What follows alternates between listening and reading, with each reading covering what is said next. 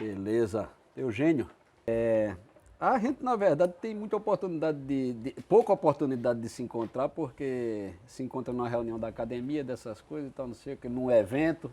As burocracias, né?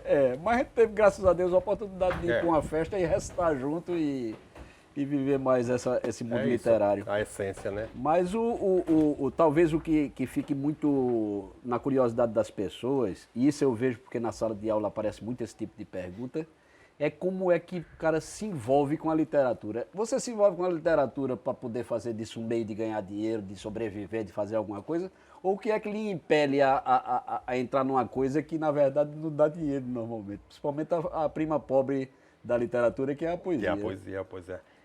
É uma coisa quase que orgânica, porque aquilo está na cultura, né? Eu sou do sertão do Pajeú, então desde pequeno que seu avô recita, seu pai recita, seu pai é poeta, você vai a cantorias, então você escuta programa de rádio que é de cantadores. Seu pai era poeta? Meu pai é bom poeta. Ele é vivo aí? É vivo, 87 anos. Uhum. É bom poeta. E que me ensinou os primeiros versos aí, a gente trabalhando na roça, ainda criança, né? Só podia com enxada pequenininha, mas sei lá, 6, 7 anos, e que ele já ensinava os versos, feito o cara que almoçou na casa do outro, e o cara que ofereceu o almoço ficou se gabando de ter dado um almoço a ele de um girimum, e o cara fez o verso.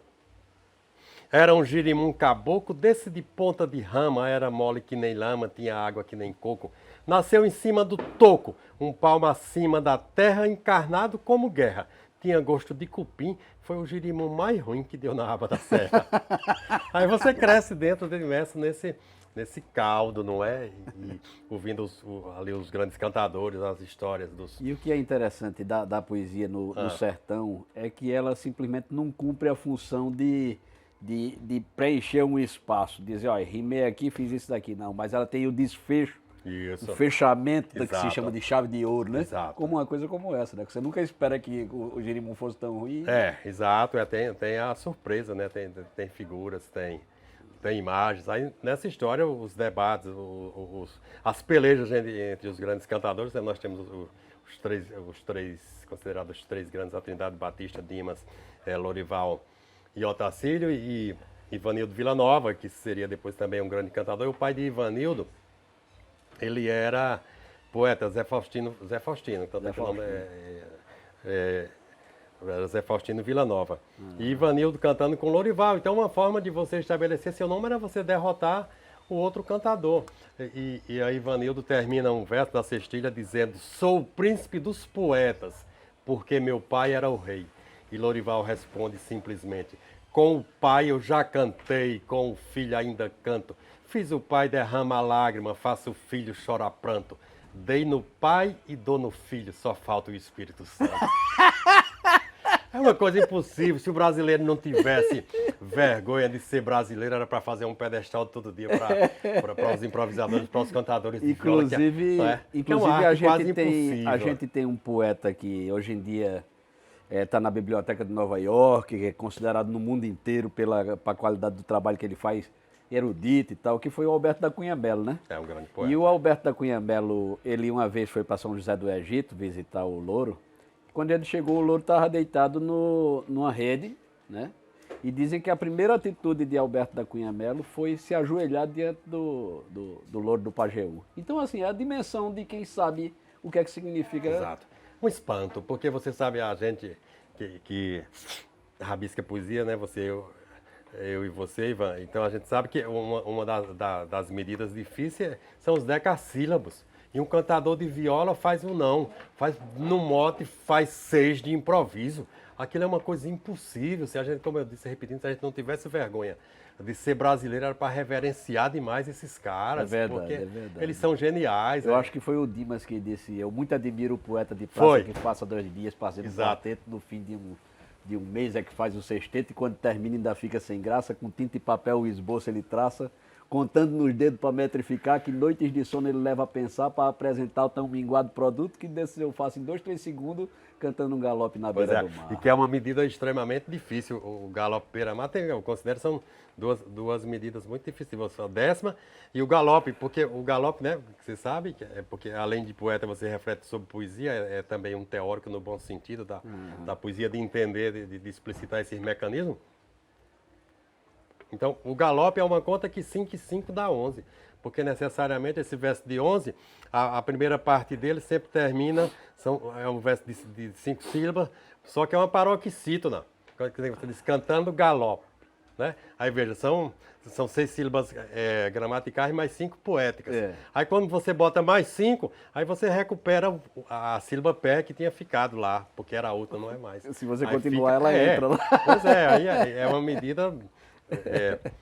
também difícil, né? E é mágico, né, rapaz? É mágico. A gente, Então, essa composição, por isso que a gente estava conversando sobre essa coisa de que é fundamental que se conheça, mesmo que você seja um poeta moderno que trata com os versos brancos, com os versos livres, com tudo, mas que se conheça essa origem histórica da formação da poesia, porque isso daí fundamenta o próprio processo de criatividade. Quando a gente está fazendo um poema que a gente pode brincar em determinado momento com aquele bota um e tira outro, como fazia o Lorival Batista, esse negócio todo, isso a gente faz com... Exato. E se torna uma coisa lúdica também, né? Isso, trabalho. porque, mal comparando, se você pega, digamos, você pega um quadro de Picasso, em que, digamos, entre aspas, ele faz uma figura distorcida, mas ele faz aquilo por opção estética. Se ele quisesse fazer o seu retrato, ele faria, né? Exato. Então, exato. Né? É preciso você conhecer. Isso é uma coisa que a gente tem que se penitenciar, porque as pessoas querem escrever sem conhecer as técnicas. É impensável você vai, um carpinteiro, ele sabe tudo de carpintaria. Ele pode até fazer um móvel moderno, uma mesa de uma perna só, mas ele só faz porque ele sabe fazer uma de quarta. Exatamente, né? exatamente. E a gente vê, por exemplo, o dadaísmo não teria sentido nenhum se aqueles caras não tivessem pleno conhecimento do que fosse Ele domina a toda, norma, né? Domina para poder fosse... subverter. Então, Eugênio, eu comecei ouvindo meu avô, recitando poesias dele, me recitando Rogaciano Leite, Augusto dos Anjos e tal, não sei o quê. Tu começaste ouvindo teu pai, né? Foi. Meu pai, ao mesmo tempo, a cantoria na Rádio Pajeú. E a feira? Indo pra, na feira, a minha lembrança de feira era um cantador, que não era um cantador de grande expressão, mas que cumpria a função de vender os folhetos e de que está aí um outro registro que eu queria fazer. A questão do cordel é o nome que a academia trouxe. Ninguém que faz legitimamente aquele tipo de literatura chama com aquele folheto. Não é? O cordel foi o nome que está difundido, a academia deu essa ajuda, porque deu essa projeção aí numa segunda, terceira florada, mas ele, então, Laranjinha trazia as canções, os versos impressos, e vendia, e já fui para muita cantoria de grandes cantadores, aquela cantoria nos sítios mesmo, de bandeja, com os trabalhadores, né? Então, os cantadores são capazes dessas coisas maravilhosas. Um desses programas na Rádio Pajeú, o genial poeta João Paraibano, tinha um programa com Raimundo Borges, chamava Quando as Violas se Encontram, às 11h30, na Rádio Pajeú de Afogados da Engazeira. E meu pai, Manuel Jerônimo, era presidente do Sindicato dos Trabalhadores Rurais de Iguaraci. E foi chegando no estúdio. Quando o João percebe, ele fez essa coisa impossível. Agora, neste momento, vem chegando por aqui o grande Manuel Jerônimo, presidente do Sindicato dos Trabalhadores Rurais de Iguaraci. E eu não sei quem foi o poeta que disse que a gente vive de improviso para morrer de repente, e a gente aqui está no repente, novamente, no improviso, que é utilizar o microfone de Eugênio, porque o meu acabou a bateria. Mas, Eugênio, eu queria que você terminasse aqui esse papo da gente, papo informal, a gente veio aqui para fumar um charuto. Terminamos discutindo literatura, porque a gente está saindo de uma reunião da Academia Cabense de Letras. Então, nada mais salutar do que sentar para recitar, né? E aí a gente foi rememorar aqui as histórias de Eugênio desde a infância, e ele recitou vários poetas aqui da memória que ele vem trazendo com ele. Mas aqui eu quero que você termine com um poema seu aqui para a gente terminar esse vídeo.